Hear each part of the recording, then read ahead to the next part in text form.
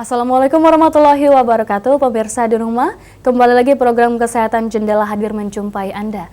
Dan kali ini tentunya kita akan membahas tentang kanker. Tetapi pemirsa, kanker bukan penyakit menular, namun kanker penyakit yang ada di seluruh dunia. Sehingga setiap tanggal 4 Februari ditetapkan sebagai Hari Kanker Sedunia. Untuk itu, Rumah Sakit Muhammad Husin ingin berbagi dan mengingatkan kembali tentang penyakit kanker dengan deteksi dini kanker payudara. Dan pada malam hari ini kita telah hadir bersama kita Dr. Nurkodir SPB Kaong dari Rumah Sakit Muhammad Husin Palembang. Dan langsung saja kita berkenalan. Halo, selamat malam dokter. Selamat malam. Oh ya, ini sudah sekian kalinya ya dok ya bertemu kembali ya dok ya. Baik dokter, apa kabarnya ini dok? Alhamdulillah sehat. Sehat ya dok ya, seperti terlihat di wajah dokter sehat ya dok ya. Baik dokter, malam hari ini kita membahas tentang deteksi dini kanker payudara dok. Tapi sebelum itu, penyakit kanker ini kan begitu ditakutkan ya dok ya. Dan semakin hari itu semakin banyak untuk penderitanya. Dan bagaimana ini dok hal ini bisa terjadi? Jadi kan kanker itu sebenarnya banyak faktor risiko. Jadi untuk setiap kanker itu memiliki faktor risiko yang berbeda-beda. Tapi secara umum kanker itu salah satu faktor risiko yang dominan adalah zat-zat kimia. Kebanyakan kan pola makan kita sekarang itu banyak mengandung zat-zat kimia. Misalnya kalau makanan yang mengandung pengawet, terus minuman yang mengandung pengawet, atau kadang-kadang kalau ada bakso itu yang bakso yang mengandung boraks, itu kan semua zat-zat kimia. Jadi zat-zat kimia itu adalah zat-zat karsinogen, jadi zat-zat yang bisa memicu terjadinya kanker. Kanker ya dok ya. Berarti karena adanya zat-zat kimia, mungkin makanan-makanan yang sering kita makan itu ya dok ya. Baik dok, kalau untuk penyakit kanker ini sendiri, apa sih dok sebenarnya penyakit kanker ini? Karena kan penyakit kanker itu ada macam-macam. Mungkin kanker itu apakah dari semua tubuh kita itu terkena atau hanya tertentu itu? Jadi untuk kanker itu hampir seluruh jaringan di tubuh kita itu bisa terkena kanker. Jadi itu tergantung dari substrat atau asalnya. Jadi mungkin kecuali kuku, rambut, kayaknya cuma itu deh yang mungkin tidak mengalami keganasan. Kalau yang lain itu, dan gigi mungkin ya. Kalau yang lain itu bisa mengalami ke arah keganasan gitu. Keganasan. Kalau untuk kanker sendiri itu dok, itu penyakit seperti apa itu dok? Jadi kalau kita balik ke cerita waktu kita SMA, jadi kan sel-sel tubuh kita ini membelah terus-menerus. Tapi proses pembelahan dari sel-sel tubuh ini terkontrol. Kalau pada kanker, proses pembelahan pada sel-sel ini tidak terkontrol. Jadi terus membelah. Dengan akibat jaringan di sekitar itu menjadi tertekan. Akibatnya jaringan di sekitar menjadi rusak gitu. Kira-kira gitulah.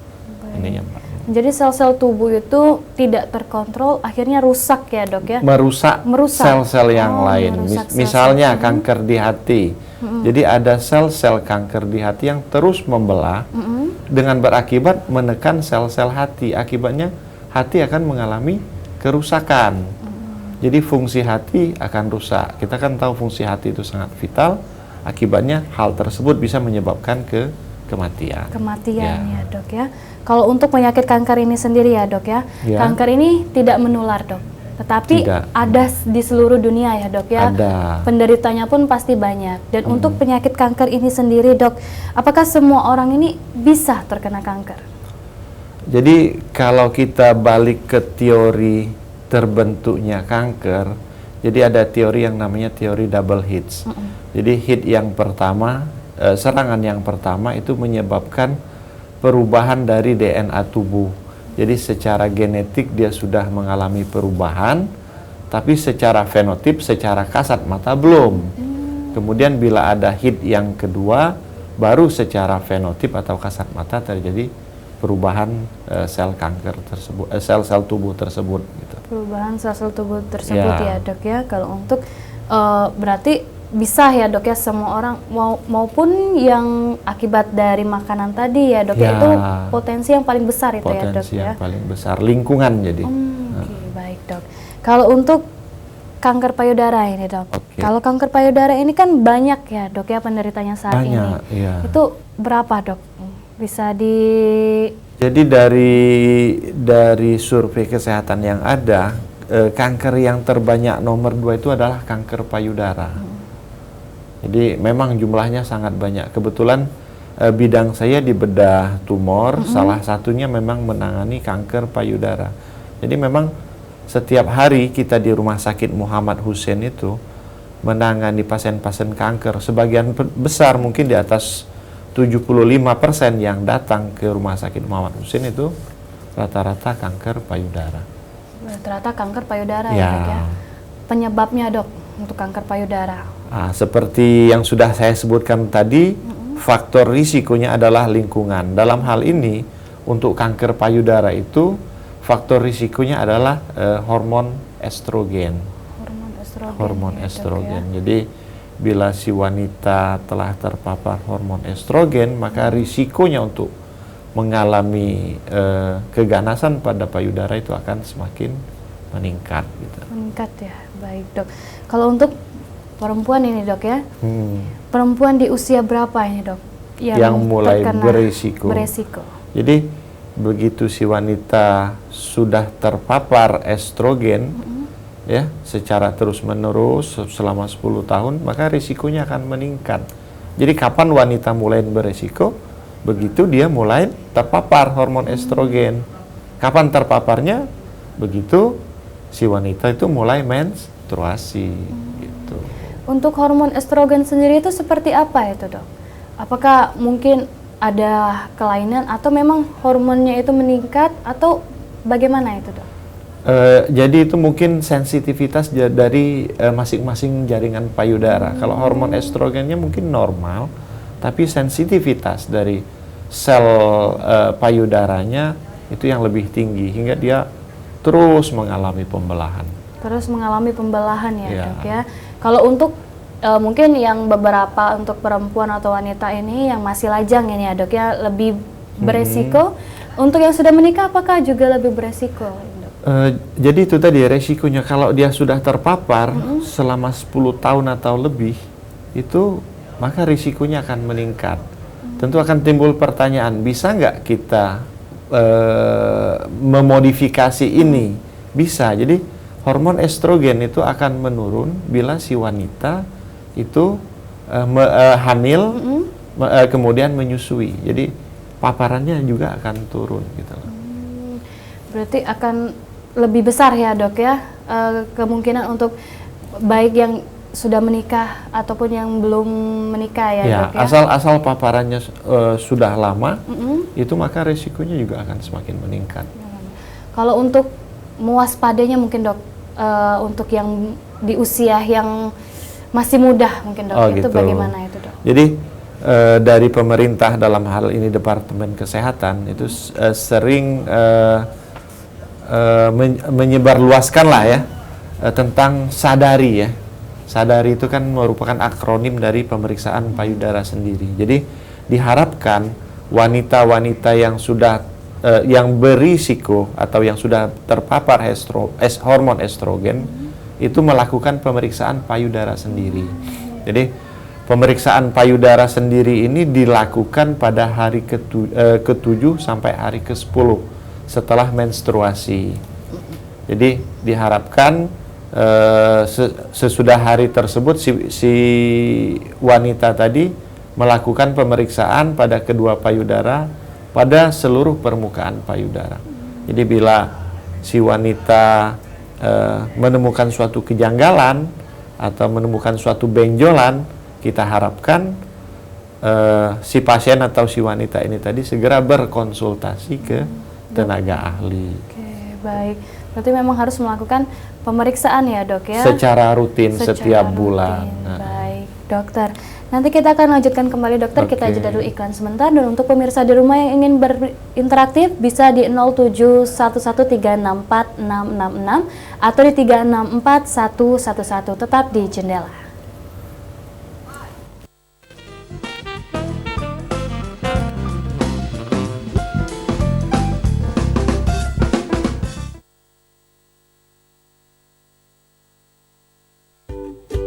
Sudah waktunya bayar tagihan air, tapi belum tahu Anda dapat melakukan pembayaran dengan cara langsung datang ke kantor PDAM terdekat. Kedua, membayar melalui petugas resmi PDAM. Ketiga, pembayaran via ATM Mandiri, BRI, BNI, dan Bank Sumsel Babel. Atau juga bisa langsung membayar melalui kantor pos terdekat. Sudah tepat waktu, masih ada kendala. Air tidak keluar, info tagihan atau info dan keluhan lainnya. Mari sapa kami di 0711 355 222 atau SMS ke 0811 7888 282 dengan format. Nah, sangat mudah kan? Ayo bayar air tepat waktu. Iklan ini dipersembahkan oleh PDAM Tirtamusi Palembang.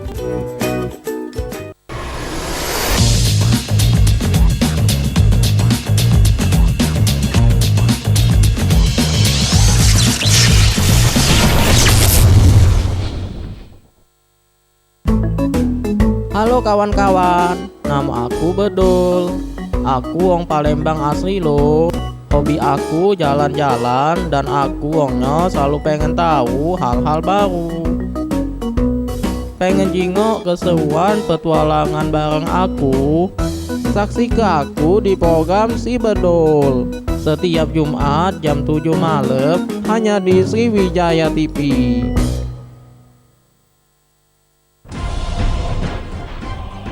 Kejahatan menyebar dengan dalih, kebenaran, ketidakadilan, keserakahan. Untuk menyingkirkan kegelapan ini, jiwa yang hebat akan dilahirkan kembali.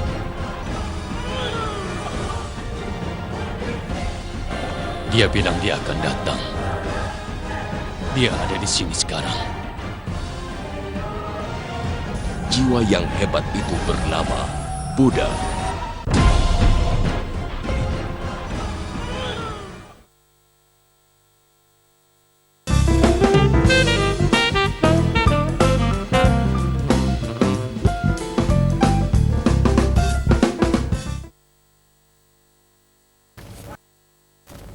Kembali lagi di Jendela pemirsa, masih bersama dengan Dr. Nurkodir SPBK OM dari Rumah Sakit Muhammad Hussein Palembang dan masih membahas tentang deteksi dini kanker payudara.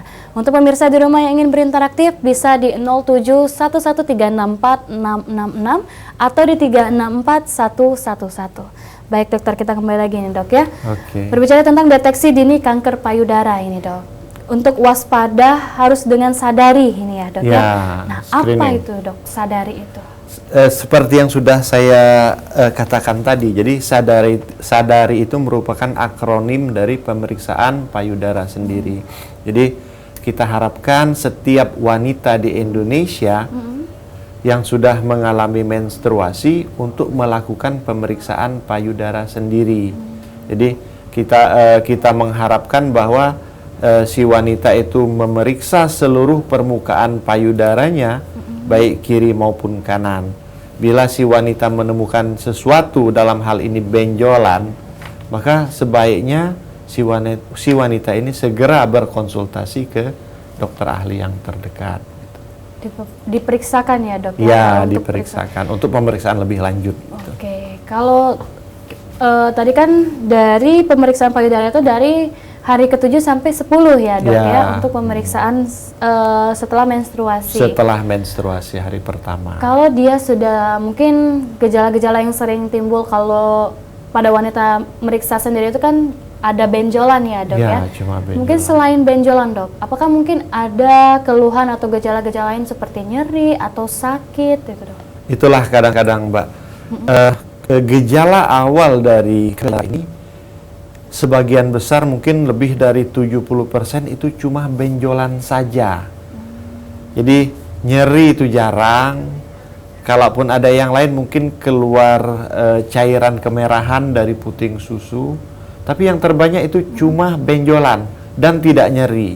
Karena cuma benjolan inilah kadang-kadang pasien itu datangnya sudah telat pada stadium lanjut. Begitu kita tanya, kenapa Bu baru datang sekarang? Terus dijawab, aku pikir tidak apa-apa dok, cuma benjolan baik, gitu.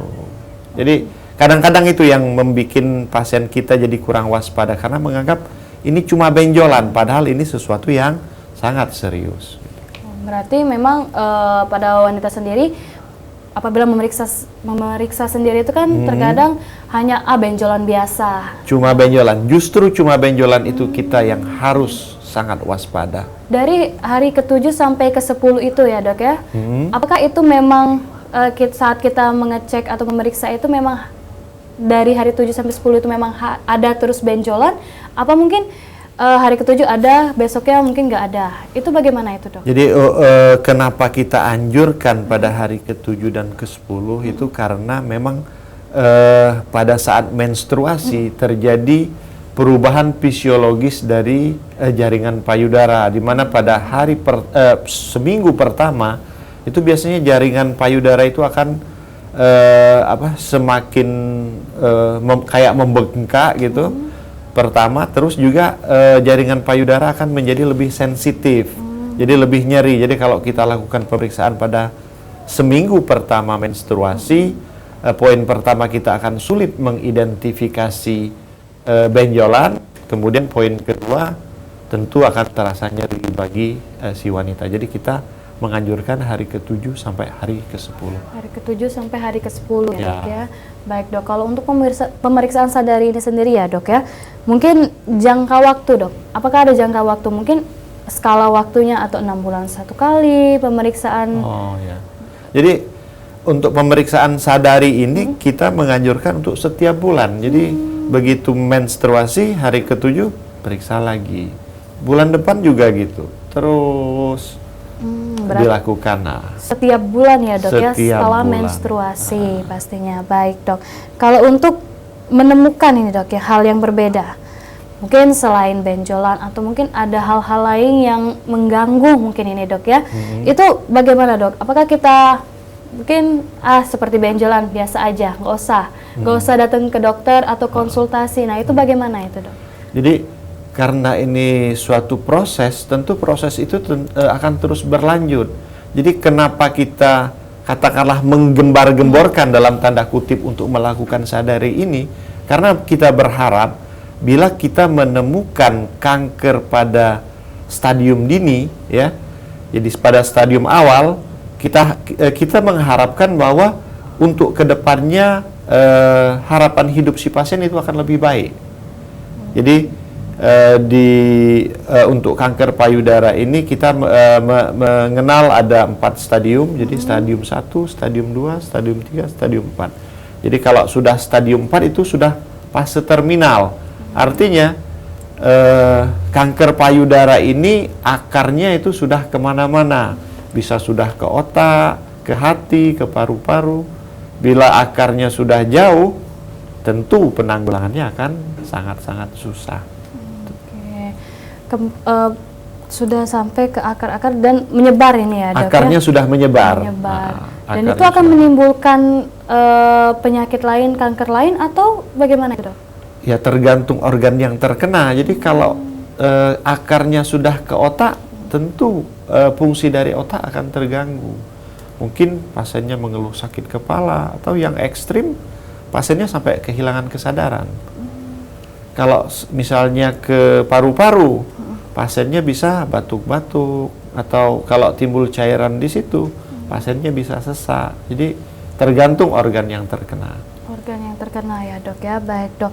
Kalau untuk kanker payudara ini sendiri kan punya stadium ya dok ya. Oke. Kebanyakan ini orang yang tidak mengetahui ini dok. Ada yang datang itu sudah stadium 2, 3, ataupun 4. Kalau untuk stadium 1 itu jarang itu ya dok. Sangat ya. Nah jarang itu bagaimana itu dok? Jadi stadium 1 itu biasanya kriterianya tumornya itu kurang dari 2 cm, 1 cm. Jadi kita harapkan dengan adanya sadari ini kita akan lebih banyak bisa mendapatkan pasien-pasien pada stadium awal. Jadi bila kita menemukan dalam stadium awal, bagi si pasien tentu harapan hidupnya akan lebih baik. Kemudian bagi dokter tentu tidak akan terlalu pusing memikirkannya dalam tanda kutip, Terus untuk secara ekonomis juga pembiayaan tentu lebih murah stadium awal dibandingkan dengan sudah fase terminal. Gitu. Fase terminal ya. Jadi banyak keuntungan yang bisa kita dapatkan dari Sadari ini. Sadari, baik dokter. Dokter, kita undang dulu penelpon di rumah ya dok Oke. ya. Untuk pemirsa di rumah yang ingin berinteraktif bisa di 07113646666 atau di 364111. Masih membahas tentang deteksi dini kanker payudara dan masih bersama dengan Dr. Nur Qodir, SPBK ONG dari Rumah Sakit Muhammad Hussein Palembang. Ini mungkin ada pemirsa di rumah ini dok yang mungkin keluarganya atau orang terdekatnya yang terkena kanker payudara, bisa nih langsung konsultasi ya dok ya. Boleh. Baik dok, kalau untuk kanker payudara tadi ya dok ya, yang stadium yang tidak mengetahui ini dok, bahwa dia terkena 1, 2, 3 atau 4, ini kan kebanyakan langsung ke 2, 3, 4 dok. Kalau tadi dok terkena stadium 1 dok, dia sudah sadar nih, sudah tahu, apakah itu bisa disembuhkan atau akan kembali lagi naik stadiumnya? Jadi kalau kita sudah tangani dari stadium awal, kita mengharapkan bahwa, jadi sorry saya agak menyimpang sedikit. Jadi di bidang onkologi kita itu mengenal harapan hidup 5 tahun. Jadi bukan kesembuhan, jadi harapan hidup 5 tahun. Jadi kalau si pasien kita temukan dalam stadium awal, tentu harapan hidup 5 tahunnya juga akan semakin baik. Beda dengan pasien yang sudah stadium 4, harapan hidup 5 tahunnya akan menurun. Menurun ya dok ya, berarti lebih cepat mengetahui, lebih baik ya dok Lebih ya, untuk baik. mengobatinya Lebih tentunya. mengobati, oke. Baik dokter, kalau untuk kanker payudara dan tumor ini dok, itu bedanya apa dok? Oh, jadi kalau tumor itu adalah benjolan yang tidak normal yang ada di tubuh kita, itu namanya tumor. Jadi tumor itu ada tumor yang jinak, ada tumor yang ganas. Kalau tumor yang ganas itu kita kenal secara awam itu sebagai suatu kanker, mungkin itu. Jinak atau Ganas. ganas? Kalau yang ganas itu kanker. Oh, yang ganas itu kanker. Berarti tumor itu bisa menjadi kanker ya dok ya? Atau Iya, jadi pembagian secara umum gitu loh. Jadi kalau secara umum itu suatu kendaraan, spesifiknya kendaraan bisa mobil, bisa sepeda motor. Sama dengan itu. Secara umum tumor, yang jinak itu tumor jinak, yang ganas itu kanker. Gitu. Oh, baik. Dokter, kita ada penelpon dokter, kita angkat dulu sebentar ya dok ya. Oke. Halo, selamat malam. Halo, selamat malam. Malam. Ya, dengan Pak Bahru. Ya. Ya, silakan Bapak, ada yang ingin ditanyakan? Apakah kanker payudara itu bisa terjadi pada laki-laki, Mbak? Oke. Baik, itu saja Pak Bahru. Hah? Itu saja Bapak. Iya, iya. Baik, terima kasih Bapak. Salam untuk keluarga di rumah. Baik dok. Oke. Jadi terima kasih Pak Baharul atas pertanyaannya. Jadi memang sebagian besar penderita kanker payudara itu adalah wanita, tapi tidak menutup kemungkinan pria juga terkena. Jadi secara statistik disebutkan bahwa sekitar di bawah 0,5% dari penderita kanker payudara adalah pria. Jadi kebetulan dalam 1 bulan terakhir ini saya mendapatkan 3 orang pria dengan keluhan benjolan di payudara. Setelah kita lakukan pemeriksaan lebih lanjut, ternyata memang si pria ini tadi mengalami kanker payudara. Payudara. Untuk penyebabnya sendiri dok, mungkin kebanyakan kan wanita yang terkena kanker payudara karena mungkin hormon estrogen. Kalau untuk pria sendiri itu dok? Pria sendiri sebenarnya juga dalam tubuh pria juga ada hormon. Nah, jadi karena hormon estrogen, karena payudara si pria ini juga lebih sensitif seperti yang saya katakan tadi. Begitu ada paparan dari hormon estrogen, maka si sel-sel payudaranya juga mengalami suatu keganasan. keganasan ya dok ya. Berarti bukan hanya wanita saja ya dok ya yang kemungkinan akan terkena kanker payudara. Pria pun bisa. Pria pun bisa. Dan sebagai tambahan, bila pria terkena suatu kanker payudara, biasanya stadiumnya sudah lanjut. Kenapa? Karena memang kan payudara pria itu secara anatomis memang lebih kecil, lebih tipis. Jadi begitu kena, dia sudah stadiumnya bisa langsung stadium lanjut. Stadium lanjut ya dok ya. Dan jarang seperti stadium 1 atau 2 ya Jarang, dok ya? sangat jarang. Karena kan kalau wanita kan secara anatomis pasti lebih besar. Jadi kalau ada benjolan secara proporsional, tentu walaupun benjolannya 1 cm, tentu dia masih kecil. Tapi kalau pada pria, kalau 1 cm itu sudah besar kalau kita bandingkan dengan payudaranya gitu. Jadi kita menentukan stadium itu berdasarkan itu.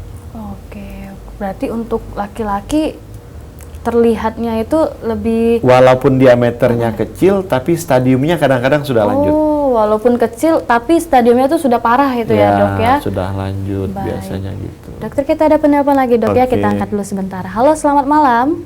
Selamat malam. Selamat Iya. malam, Dok. Selamat malam Bu Wati. Saya mau tanya nih, Dok ya. Iya, Bu. Adik saya Iya, tahun 2011 oke. pernah mengidap kanker payudara. Oke. Sudah kemoterapi, Dok, sampai 6 seri. Wah, oke Bu, Nah, terus? itu setelah itu, Dok, dia nggak pernah lagi, Dok. Tuh nggak pernah minum obat, gimana ya, Dok ya? Wah, jadi kalau si penderita sudah kita vonis kanker payudara, biasanya ada tahapan-tahapannya Bu ya. Jadi Iya. tergantung stadium. Ini, Kadang-kadang Dok, maaf, Dok ya. Ya. Itu hasil patologinya, Dok, kemarin keganasannya rendah ya, Dok. Oke. Nah, saya pikir mungkin adik saya bilang karena keganasannya rendah, mungkin jadi dia sepertinya tidak ini loh, Dok, apa agak cuek gitu loh, Dok. Saya takut gitu loh, Dok. Kira-kira bakal datang lagi apa muncul lagi nggak penyakitnya, Dok? Jadi gini Bu ya, kembali ke penata laksanaan pasien dengan kanker payudara. Jadi kita menata laksana pasien itu tergantung stadium, tapi secara umum ya biasanya awalnya operasi, kemudian tergantung pemeriksaan selanjutnya apakah kita butuh kemoterapi, hormonal terapi ataupun targeted terapi. Bila sudah kita nyatakan selesai pengobatan, maka si pasien dalam 1 tahun pertama itu kita harapkan tetap kontrol 1 bulan sekali Bu.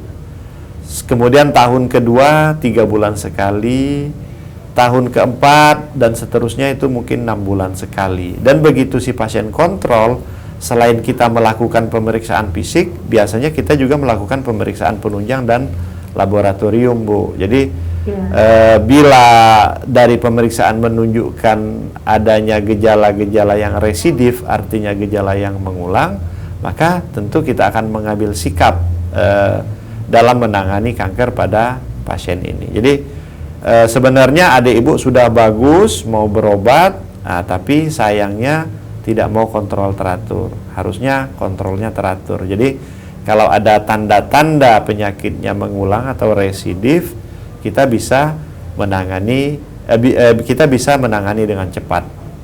Mungkin itu aja Bu, Ibu Wati. Oh iya. Ya, terima kasih banyak ya, Dok. Selamat malam, Dok. Malam Bu Wati. Terima kasih Bu Wati. Baik dok, ini apabila ini kan sudah diketahui keganasannya rendah ya dok ya, tadi seperti adiknya Ibu Wati ini.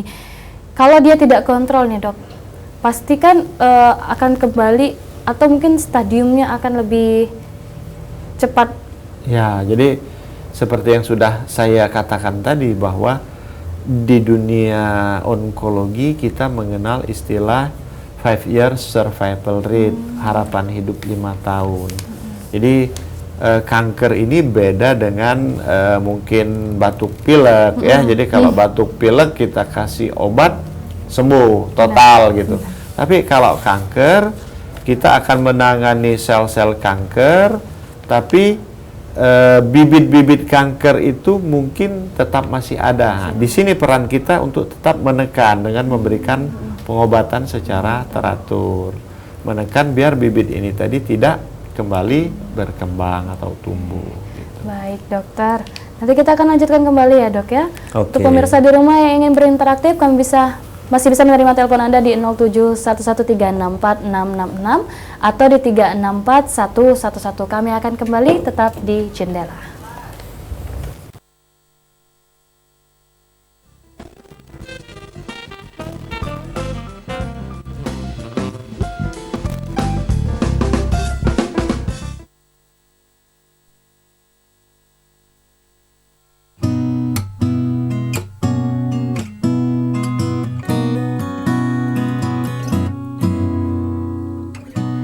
Hadirilah silaturahmi alumni SMP Negeri 4 Palembang Angkatan 77 merangkai kisah menjalin silaturahmi. Tanggal 17 Februari 2018 pukul 8 pagi hingga 9 malam.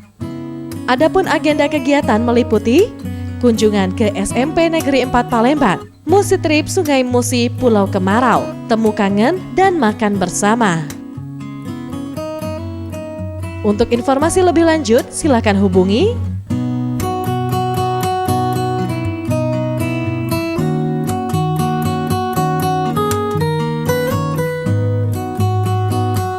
Jangan lewatkan silaturahmi alumni SMP Negeri 4 Palembang Angkatan 77.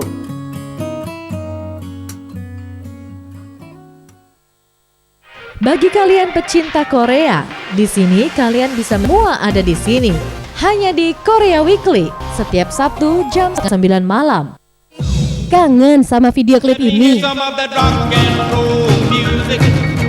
Mau bernostalgia dengan yang ini?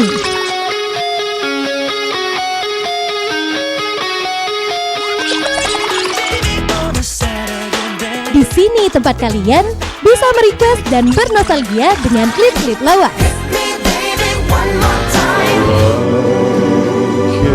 Hanya di Album Bingen, setiap Sabtu jam 9 malam, hanya di Sriwijaya TV.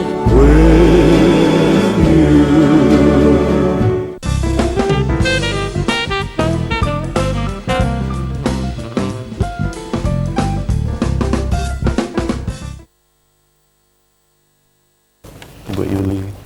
Baik, masih di Jendela pemirsa, masih bersama dengan Dr. Nurkodir SPBK Ong dari Rumah Sakit Muhammad Hussein Palembang dan masih membahas tentang deteksi dini kanker payudara. Dan untuk pemirsa di rumah yang ingin berinteraktif bisa di 0711364666 atau 364111. Nah dok, ini sepertinya sudah ada penelpon ini dok ya, kita angkat dulu ya dok. Halo, selamat malam. Selamat malam, Mbak. Ya, dengan Ibu Yuli, silakan Ibu. Iya, Dok, saya mau nanya, Dok. Iya Bu Saya Yuli. pernah di mamu. Terus, Gimana Bu? saya pernah mamu, Dok.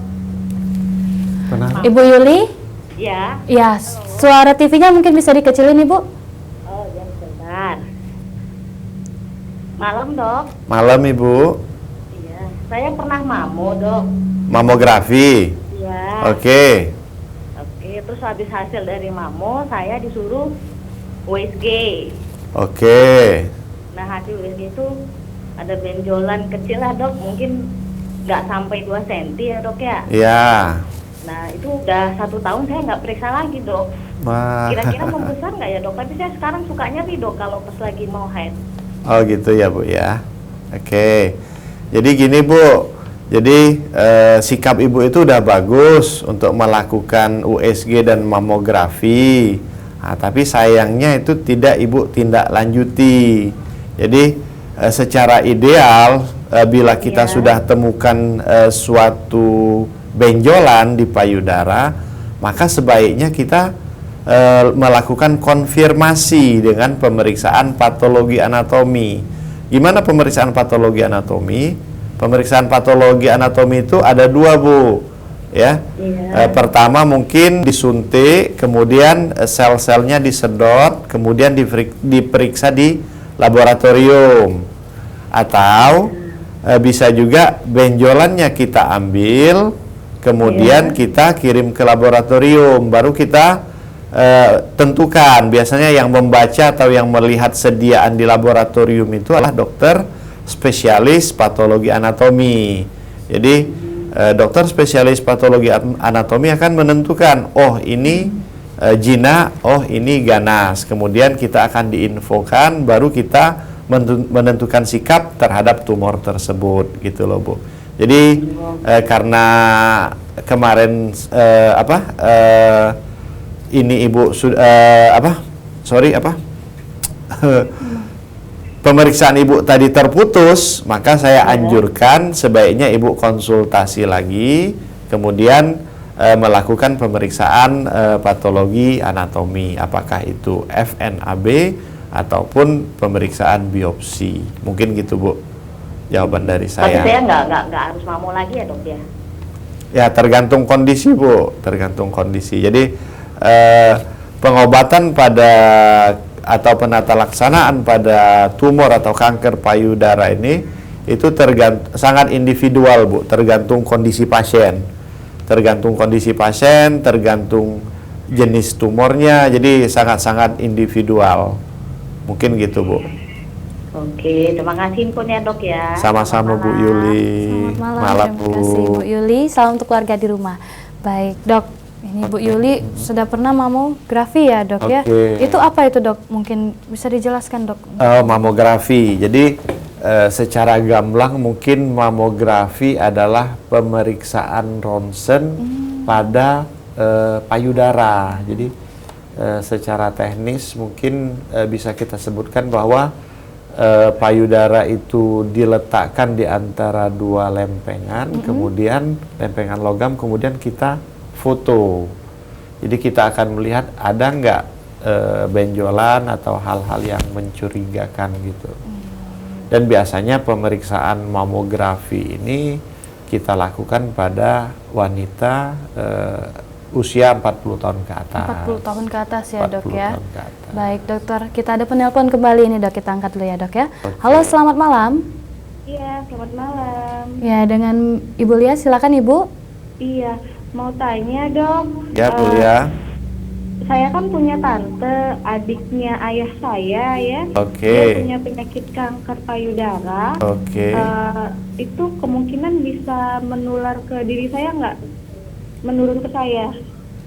Oke, terima kasih Bu Lia atas pertanyaannya. Jadi seperti yang sudah saya jelaskan tadi, ada teori double hit ya. Jadi hit yang pertama itu bisa terjadi, atau serangan yang pertama bisa terjadi waktu kita di dalam kandungan ataupun di luar kandungan. Jadi yang di dalam kandungan itu tadi yang diturunkan. Jadi kalau Ibu Lia punya tante yang terkena itu, maka Ibu Lia juga berisiko untuk mengalami penyakit yang serupa. Itulah sebaiknya Ibu Lia tetap melakukan pemeriksaan sadari setiap bulan. Kemudian Ibu Lia juga mungkin bisa memperbaiki pola hidup, dalam hal ini mungkin makanan tadi. Jadi kita hindari makanan-makanan yang mengandung zat-zat karsinogen seperti makanan-makanan yang mengandung pengawet atau bakso yang mengandung borak. Lebih banyak makan buah-buahan yang berwarna. Mungkin itu Bu Lia. Oh gitu, oke dok. Baik Ibu Lia. Iya. Oke, ada yang ingin ditanyakan kembali Ibu? Udah, makasih. Ya, terima kasih Ibu. Salam untuk keluarga di rumah. Baik dok, kalau untuk beralih lagi nih dok ke pertanyaannya dok ya, karena banyak ini penelpon. Topiknya menarik. Iya, benar sekali ini dok, apalagi wanita ini dok, Ya, terutama ya memang, dok ya. Baik dok, ini untuk ibu mungkin dok, yang ibu menyusui ini dok, katanya lebih rendah resikonya untuk terkena kanker payudara, itu benar nggak dok? Sangat benar. Itu kenapa dok?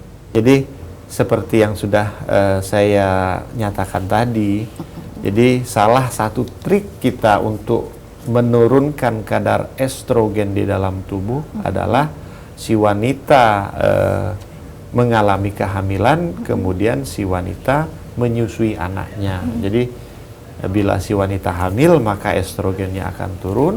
Setelah anaknya lahir, estrogen akan naik. Tapi bila si wanita menyusui, maka estrogennya akan turun lagi. Akan turun ya dok ya.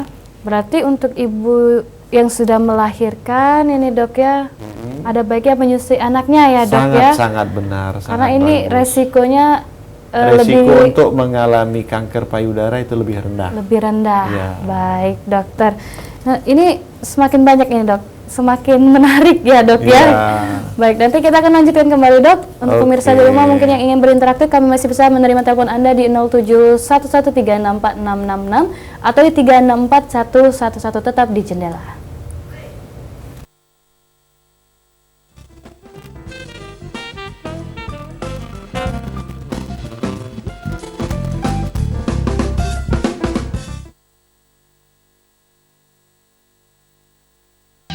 Anda punya usaha, promosikan usaha Anda di iklan Jitu Sriwijaya TV.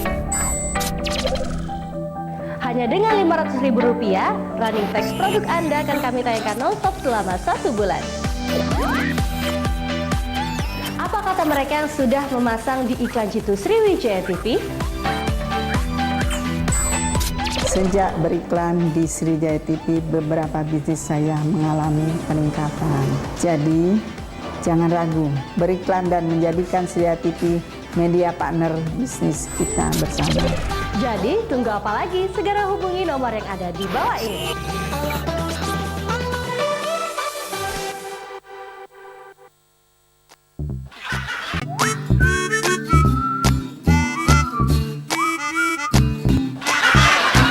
Haha, saksikan aksi konyol mereka dalam Bujang Kelakar setiap Senin pukul 19.30.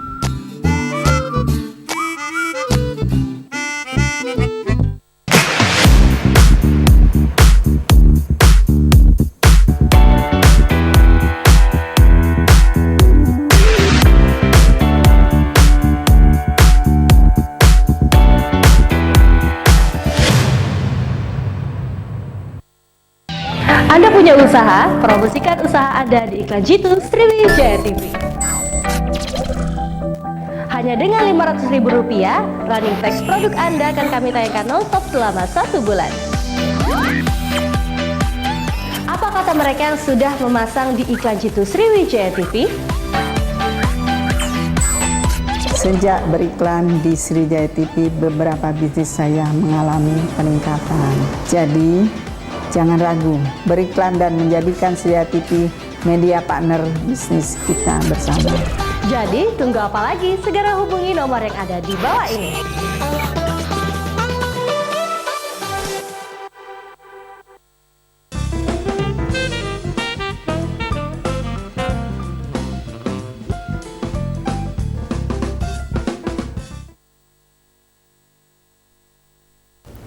Kembali lagi di Jendela pemirsa, masih bersama dengan Dr. Nurkodir SPBK Ong dari Rumah Sakit Muhammad Husin Palembang dan masih membahas tentang deteksi dini kanker payudara.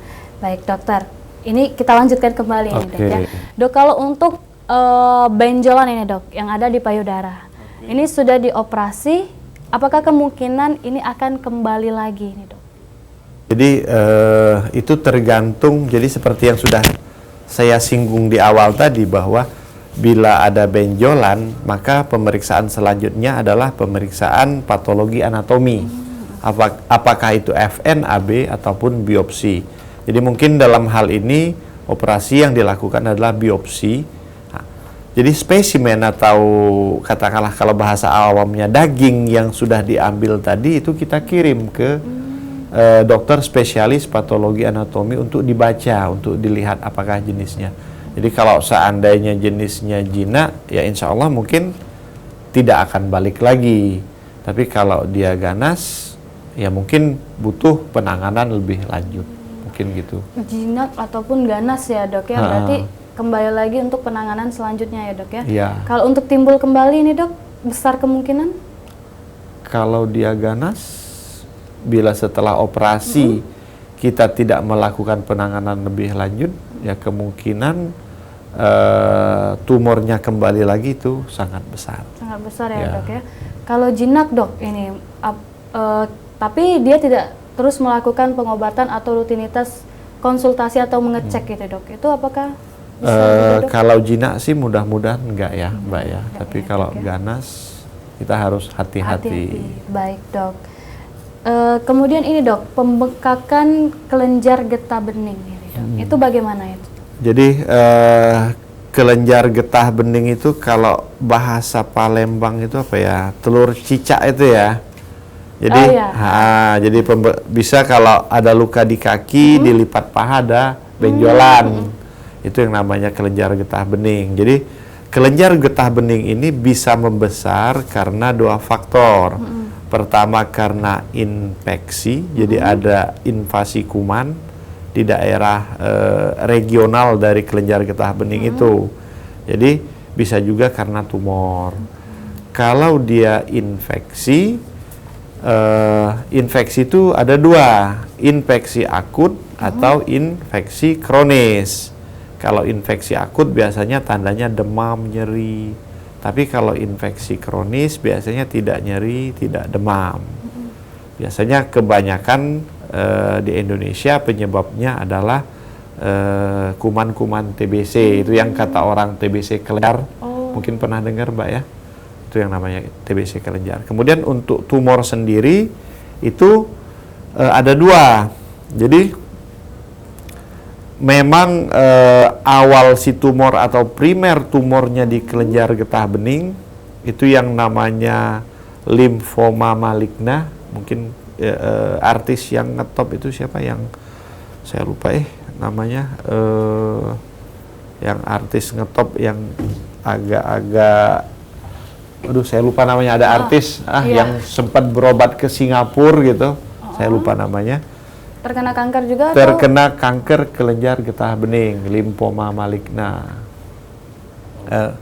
Kemudian itu yang primer. Kalau yang sekunder artinya dia anak sebar, sebar dari tumor lain.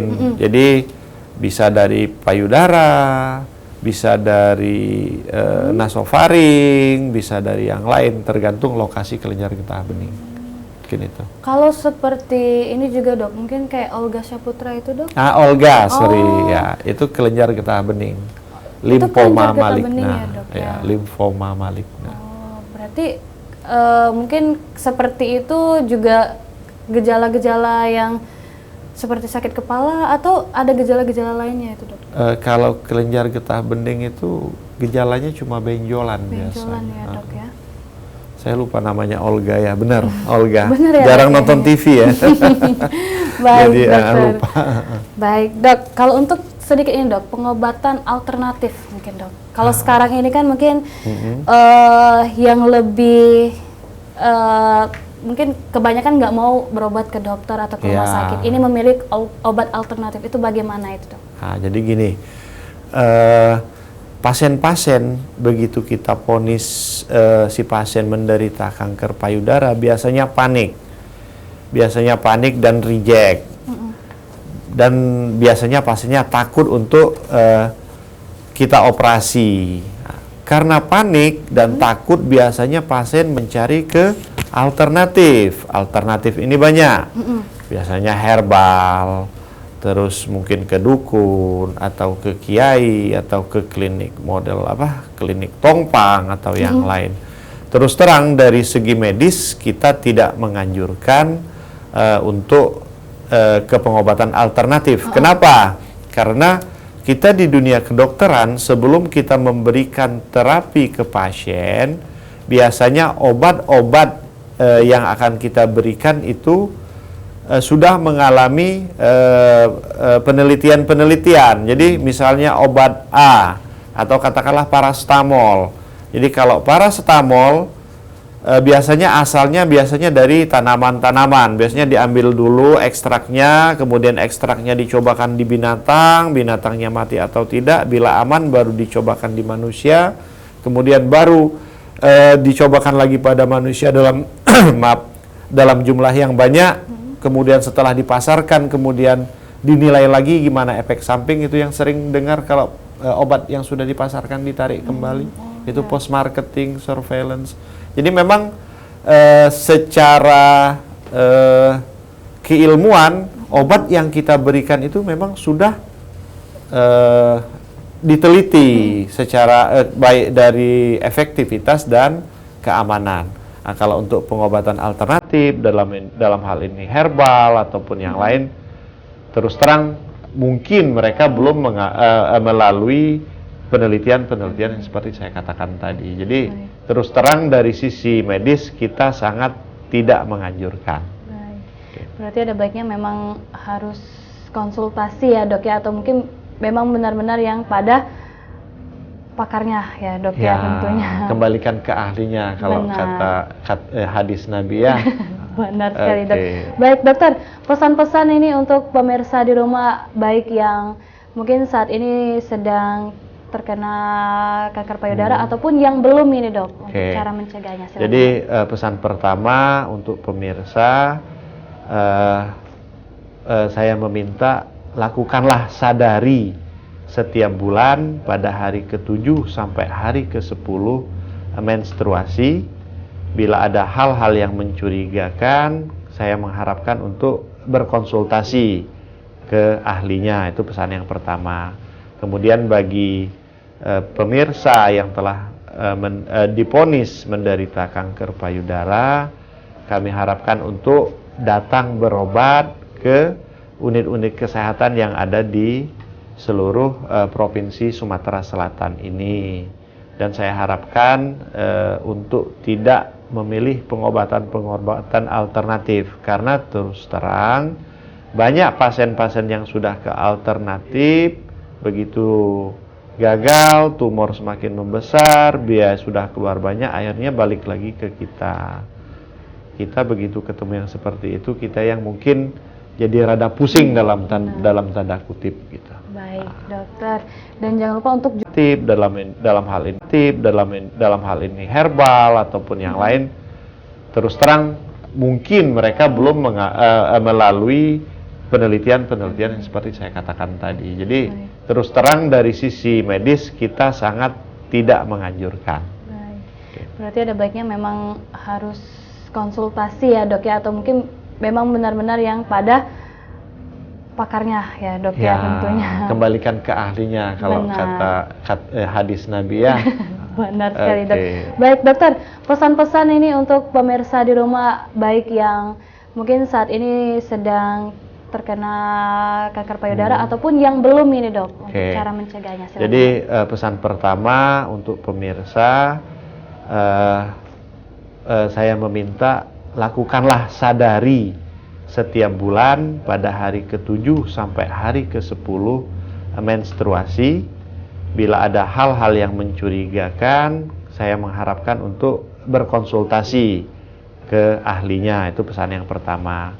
Kemudian bagi pemirsa yang telah divonis menderita kanker payudara, kami harapkan untuk datang berobat ke unit-unit kesehatan yang ada